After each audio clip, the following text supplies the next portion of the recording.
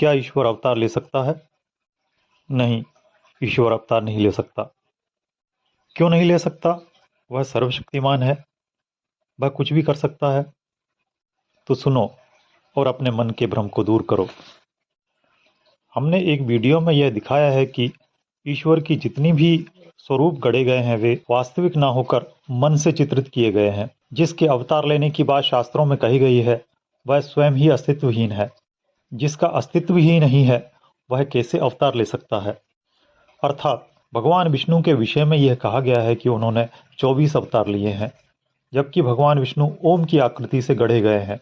उनकी मूर्ति को जानबूझकर ऐसा बनाया गया है, जबकि भगवान विष्णु वैसे है ही नहीं। इस तरह से हमने वीडियो के माध्यम से यह सिद्ध किया है कि ना तो शिव जी वास्तविक हैं, ना ब्रह्मा जी वास्तविक हैं और ना ही विष्णु भगवान वास्तविक हैं। ये सभी ईश्वर कल्पनाएं हैं। अब सीधी बात यही है कि कोई कल्पना अवतार कैसे ले सकेगी?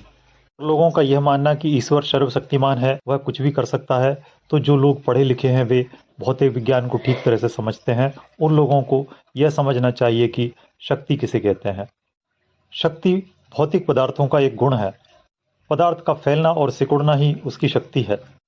प्रकृति के सभी पदार्थ ऊष्मा प्राप्त करके फैलते हैं और ऊष्मा का ह्रास होने पर वे सिकुड़ जाते हैं। कोई पदार्थ कितनी ऊर्जा के साथ फैलता है और कितनी ऊर्जा के साथ वह सिकुड़ता है, वह उसकी शक्ति कहलाती है। संसार में जितनी भी वस्तुएं गति करती हुई दिखाई देती हैं, वे सभी ऊर्जा से संचालित होती हैं और यह ऊर्जा किसी पदार्थ में कितनी मात्रा में व्यय होती है, वह उसकी शक्ति कहलाती है। परंतु ईश्वर पदार्थ का बना हुआ नहीं है। यदि ईश्वर पदार्थों का बना हुआ होता तो वह मरण धर्मी होता, अर्थात वह जन्म भी लेता और उसकी मृत्यु भी होती। परंतु ईश्वर अजन्मा है और अमर है, इसलिए वह संसार के पदार्थों में रहने वाली ऊर्जा और शक्ति का कोई उपयोग नहीं कर सकता। ईश्वर भौतिक शक्ति से रहित है, इसलिए उसे सर्वशक्तिमान कहना अज्ञानता है। ईश्वर सर्वव्यापक है, कोई स्थान उससे रिक्त नहीं है। ऐसे में उसका कोई भी अंश टूट नहीं सकता, क्योंकि टूटने के लिए कोई स्थान अवश्य होना चाहिए। वह अविच्छिन्न है, अव्यय है, तो वह अवतार कैसे ले सकता है? ईश्वर के विषय में यह कहना कि वह 24 अवतार ले चुका है बहुत ही मूर्खतापूर्ण बात होगी। ब्रह्मांड अनंत काल पूर्व बना था और अनंत काल तक बना रहेगा। ऐसे में यदि अवतार लेना सत्य होता तो 24 अवतार ना होकर अनंत अवतार हो जाने चाहिए थे। इस प्रकार विचार करने से प्रतीत होता है कि ईश्वर का अवतार लेने वाली विचारधारा बहुत आधुनिक, मिथ्या और कृत्रिम है। लोगों का दूसरा तर्क यह भी है कि जब अधर्म पृथ्वी पर अत्यधिक बढ़ जाता है तो ईश्वर को उन अधर्मियों का नाश करने के लिए धर्म की स्थापना करने के लिए जन्म लेकर पृथ्वी पर आना पड़ता है।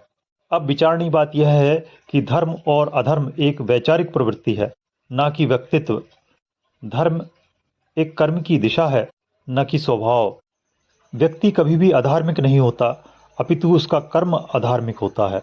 किसी भी व्यक्ति को मारकर धर्म की स्थापना कभी नहीं की जा सकती, अपितु उसके विचारों में परिवर्तन करके ही धर्म की स्थापना हो सकती है। जबकि ईश्वर के अवतारों ने दुष्ट लोगों के विचारों में कोई परिवर्तन न करके उससे युद्ध किया।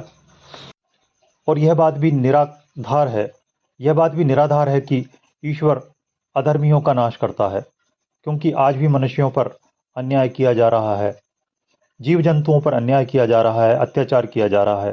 करोड़ों अरबों जीव जंतु प्रतिदिन भोजन के लिए मारे जा रहे हैं, परस्पर युद्ध किए जा रहे हैं। अर्थ यह है कि अधर्म कभी नष्ट ही नहीं हुआ। प्रत्येक मनुष्य कहीं ना कहीं किसी न किसी प्रकार का कोई ना कोई अधार्मिक कृत्य अवश्य कर ही रहा होता है। ऐसे में प्रत्येक व्यक्ति अधार्मिक है, पूरा समाज अधार्मिक है।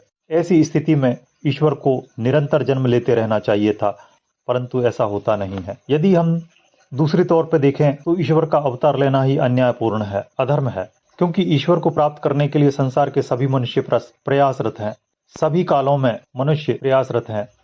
फिर किसी विशेष कालखंड में और विशेष क्षेत्र में अवतार लेना, वहां के लोगों को समृद्ध करना और संसार के अन्य लोगों को असमृद्ध रहने देना पूर्णतः अन्यायपूर्ण है। ऐसे में ईश्वर पर अन्याय होने का दोष लगता है, जबकि ईश्वर निर्दोष है।